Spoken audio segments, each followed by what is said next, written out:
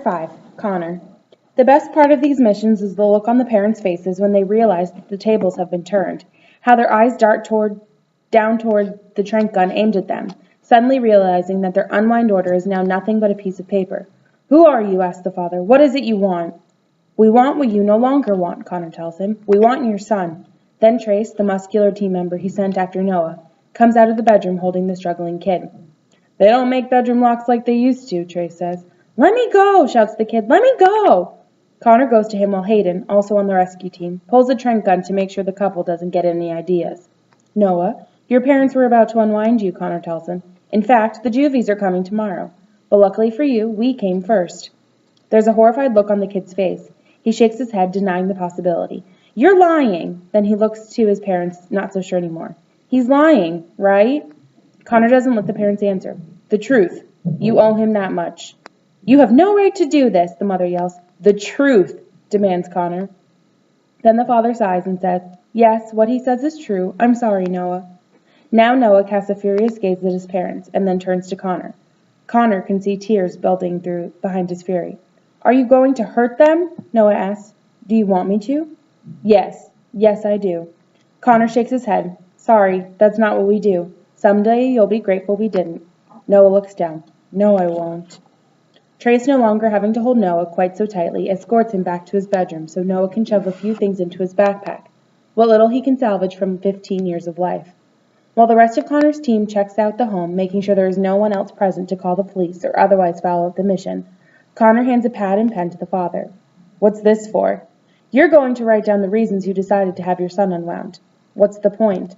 "We know you have reasons for doing it," Connor says. "I'm sure they're stupid. I'm sure they're selfish and seriously screwed up, but they're still reasons. If nothing else, it'll help us know what kind of pain in the ass Noah is, so maybe we can deal with him better than you did." "You keep saying we," the mother asks. "Who's we?" "We're the ones saving your son's freaking life. That's all you need to know." The father looks down pitifully at the little notepad. "Right," Connor says. Neither he nor the mother look up as Trace escorts Noah out of the house into the waiting car. "I hate you," he yells back at them. "I never meant it when I said it before, but now I do." Connor can tell it cuts deeply into these parents, but not as deeply as the scalpels of a chop shop. Someday, if he makes it to 17, he may give you a shot at forgiveness. If he does, don't throw that chance away. They say nothing to that. The father just looks down at the pad, scribbling and scribbling. When he's done, he hands it back to Connor. Rather than a manifesto, the man has written down his excuses in efficient bullet points. Connor reads them out loud as if each one was an accusation against them. Disrespect and disobedience. These are always the first reasons. If every parent unwound a kid due to disrespect, the human race would go extinct in a single generation. Destructive behavior to self and property. Connor knows a bit about self-destructive behavior and did his share of vandalizing in times of frustration. But most kids get over that, don't they? It never ceases to amaze him how everything, even unwinding, is geared toward the quick fix. Connor looks at the third bullet point and has to laugh. Lack of personal hygiene? The woman throws her husband an angry gaze for writing that. "Ooh, I like this one. Diminished prospects for future. Sounds like a stock report." At every rescue mission, Connor reads aloud the reasons, and each time he wonders if it's the same list his parents would have written. This time, the last reason chokes Connor up a bit. Our own failure as parents. And then he gets mad at himself. These parents haven't earned his sympathy. If it's their failure, then why should their son have to pay for it? Tomorrow, when the juvie rounders come for him, you'll tell them that he ran away, and you don't know where he went. You won't talk about us or what happened here today, because if you do, we'll know. We monitor all the police frequencies. And if we don't comply? The father asked, showing the same kind of disobedience he condemned his son for. In case you have any thought of reporting this, we've uploaded a nice identity cocktail for the two of you onto the net. That makes them both look even more ill than they already do. What kind of cocktail? Hayden's the one who answers, proud because it was his idea. We send out a single code over the net, and bingo, your names become linked to a dozen known clapper cells. Your digital footprint will be so tangled in terrorism you'll spend years trying to get Homeland Security off your collective asses. The couple nod a solemn acceptance. Fine, the man says. You have our word. The threat of identity cocktails is always very effective, and besides, whether these kids go with Connor or they're unwound, the parents get what they want. Their unmanageable kid becomes somebody else's problem. Reporting Connor and his team would just make Noah their problem again. You have to understand we were desperate, says the mother, with a high quotient of self-righteousness. Everyone told us that unwinding was the best thing to do. Everyone.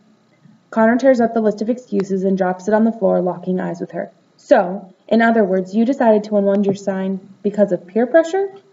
Finally, the two of them crumble, feeling the appropriate weight of shame. The father, who had started out so defiant, suddenly bursts into tears. It's the mother who holds it together enough to offer Connor one last excuse. We tried to be good parents, but there's a point at which you give up trying.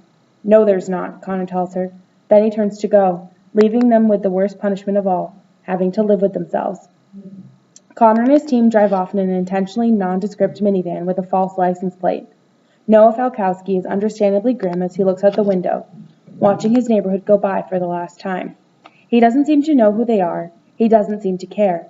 Connor's glad Noah doesn't recognize him. While the Akron AWOL has a legendary reputation in some circles, his face is in the news much less than Lev's. Plus, with everyone thinking he's dead, it's easier to go incognito. Relax, Connor tells him. You're among friends. I got no friends, says Noah. And for now, Connor lets him feel sorry for himself. The graveyard is true to its name this late at night. Airplane tail fins stand as monumental and as quiet as tombstones. Kids are on watch patrol with trank-loaded rifles, but other than that, there's no sign that this place is home to more than 700 AWOL unwinds. So why are we here? Noah asks as the rescue party pulls down the main aisle, the busiest street of the graveyard, flanked by a series of large aircraft that make up the core of their living space, each one named by unwinds who have long since left. Names like Crash Mama for one of the main girls' dorms, the Com Bomb, a veteran World War II bomber that's become their computer and communication center, and of course IHOP, the International House of Purgatory, where new arrivals like Noah stay until they're given a job and integrated into the graveyard. The graveyard's where you'll live until you turn 17, Connor tells Noah. Like hell I will, the kid says. Typical. Connor just ignores him. Hayden, get him a bedroll and escort him to IHOP. We'll see what kind of work he's suited for in the morning. So what am I, a stinking AWOL now? Asks Noah. AWOLs is what they call us, says Hayden. We call ourselves holies. As to whether or not you stink, I think we all can agree that you need to visit our bathing facilities at your earliest possible convenience. The kid grunts like a mildly irritated bull, and Connor grins. It was Hayden who actually came up with the term holies, because unwind and AWOL were negative labels put on them by the world. You should be a spin doctor, Connor told Hayden, to which he facetiously replied, Spinning makes me nauseous. I'd puke on my patients. Hayden, Connor, and Risa were the only three holies remaining who had been harbored in Sonia's Hafe House way back when. That experience bonded them as if they were lifelong friends. Noah toddles off with Hayden to the International House of Purgatory, and Connor takes a few moments to enjoy some rare peace and quiet. He looks to Akmac, the jet where Risa sleeps. The lights are out just like the others, but he suspects she has already peered out at the sound of their approach, to make sure that Connor has arrived home safe and sound. I'm not sure if these missions of yours are noble or stupid, Risa once told him. Why can't they be both, he responded. The fact is, saving individual kids is somehow far more satisfying for him than the daily ins and outs of running the graveyard. These side trips keep him sane. When he was left in charge, it was only supposed to be temporary. The anti-divisional resistance was supposed to find a suitable replacement for the admiral, someone who could present an image that the public could believe would be running an airplane salvage operation. But then they realized that they didn't need that. They had people in the graveyard's front office, a trailer near the entrance, and those employees ran the business end of things. As long as Connor kept the kids working, fed, and quiet, the ADR found no reason to hire someone else. Surveying your domain? Connor turns to see Trace coming up to him. It's not mine. I only work here, Connor tells him. The new kid settled in? Yeah, a real complainer. He says the blanket's too rough. He'll get over it. We all do. Trace Newhouser is an Air Force buff who gave it up to join the resistance when his sister was unwound. He's AWOL from his unit for 6 months now, but still a buff in every sense of the word. He's all steroid bulked with a tunnel vision education in the martial sciences. Connor never liked buffs, maybe because they know their purpose in the world and generally serve it well. Seeing them always made Connor feel useless. That a buff has become such a close friend proves that people change. Trace is 23, but seems to have no problem taking orders from a 17-year-old. Chain of command knows no age restrictions, he once told Connor. You could be 6, but if you were my superior, I'd still do as I was told. Maybe that's why Connor likes him, because if a guy like that can respect Connor's lead, maybe he's not such a lousy leader after all. The next day begins as every day begins in the graveyard, with things to be done. The firefighter's treadmill, the Admiral called it, an endless trot to stomp out nuisances. Leadership is about keeping toilets flushing, the Admiral once said. Unless you're on the battlefront. Then it's about staying alive. Neither are pleasant.